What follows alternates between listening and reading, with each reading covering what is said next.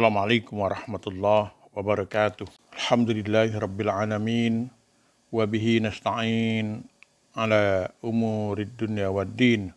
Wassalatu wassalamu ala asyrafil mursalin Muhammadu wa ala alihi wa sahbihi ajma'in. Amma ba'du. A'udzu billahi minasyaitonir rajim. Wa la tahinu wa la tahzanu wa antumul a'launa in kuntum mu'minin. Shadaqallahul azim. Sahabat pendengar yang berbahagia, kesempatan ini saya akan mengangkat tema tentang menatap masa depan. Al-Quran sangat jelas, sangat tandas mengingatkan agar manusia menjauhi sikap-sikap yang dapat menjerumuskan pada kebangkrutan individual, seperti putus asa atau putus harapan, berwawasan miopis, dan mementingkan diri sendiri. Janganlah kamu bersikap lemah dan janganlah pula kamu bersedih hati pada kamu orang-orang yang paling tinggi derajatnya jika kamu orang-orang yang beriman. Dalam surat Al-Imran yang saya bacakan tadi. Sebaliknya juga tidak terhitung pesan moral agama agar manusia memandang kehidupan ini penuh harapan di hari esok, mencerahkan hidup penuh dengan pilihan, dan membangun kemaslahatan kolektif. Islam mendorong agar manusia mengedepankan sikap-sikap optimis dan produktif untuk kehidupan masa depan. Mengapa Al-Quran melarang sikap-sikap bernuansa pesimistik yang menunjukkan kelemahan mendasar manusia? Sedikitnya ada dua jawaban tentang hal ini atau tentang percayaan ini. Pertama, sikap-sikap ini bertentangan dengan fitrah dasar sebagai ciptaan Allah yang secara spiritual sangat mulia, secara moral sangat merdeka, dan secara fisik sempurna. Allah menciptakan manusia tidak secara sia-sia. Ia dilengkapi dengan perangkat yang lunak atau lengkap untuk menjaga dan memenuhi kebutuhan-kebutuhan fisik dan batiniah. Dalam surat An-Nahl ayat 78 misalnya, Allah mengeluarkan kamu dari perut ibumu dalam keadaan tidak mengetahui sesuatu apapun, dan memberi kamu pendengaran, penglihatan, dan hati agar kamu bersyukur.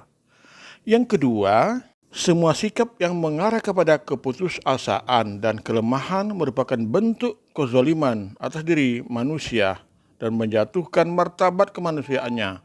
Karena sikap itu merupakan representasi dari keingkaran dan memperturutkan nafsu setan.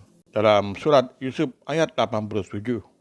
Sementara kesempitan pikiran disinyalir sebagai rekayasa setan yang menakut-nakuti agar manusia berlaku kikir, tidak peduli orang lain.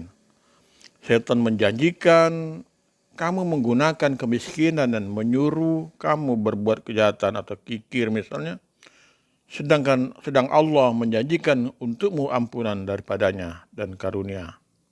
Dan Allah maha luas karunia-Nya, lagi maha mengetahui. Dalam surat Al-Baqarah ayat 268. Sahabat pendengar yang berbahagia, keputusasaan dan kesempitan pikiran menunjukkan ketidakmampuan seseorang dalam mengelola dan mengendalikan daya kelebihan-kelebihannya yang telah dianugerahkan oleh Allah.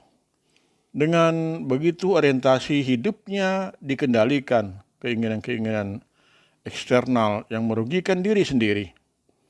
Keputusasaan dan wawasan sempit merupakan akibat dan sekaligus sebab manusia bergerak involutif, berorientasi ke belakang saja. Kondisi ini sangat jauh dari pesan moral dan sosial Islam. Sebagaimana Al-Quran menyatakan, manusia adalah makhluk yang kuat, bertanggung jawab atas apa yang diperbuatnya, dan memandang kemaslahatan bersama sebagai tugas utamanya. Oleh karena itu, diperlukan visi ke depan dan hari esok sebagai orientasi hidup yang lebih menggembirakan. Kemuliaan hidup tidak di masa lalu tetapi di masa depan. Fokus pada masa depan akan lebih memberikan daya hidup dengan harapan yang lebih baik. Apapun hari ini tanpa sebagai musibah yang menghambat dan menyulitkan, tidaklah memperlemah dan menyurutkan hasrat dalam usaha mencapai harapan yang lebih mencerahkan. Cita-cita ideal kehidupan yang sejahtera di dunia, hidup bahagia di akhirat hanya bisa dicapai melalui sikap hidup yang optimis tentang masa depan. Oleh karena itu, tepat sekali dikutip ayat Al-Baqarah Al-Asr ayat 18. Hai orang-orang yang beriman, bertakwalah kepada Allah dan hendaklah setiap diri memperhatikan apa yang telah diperbuatnya untuk hari esok, dan bertakwalah kepada Allah, dan Allah Maha mengetahui apa yang kamu kerjakan. Sahabat pendengar yang berbahagia, ayat tadi, surat Al-Asr ayat 18 tadi, mengingatkan agar setiap orang beriman memiliki sikap otokritik dengan cara memeriksa kembali secara sungguh-sungguh apa yang telah dilakukan.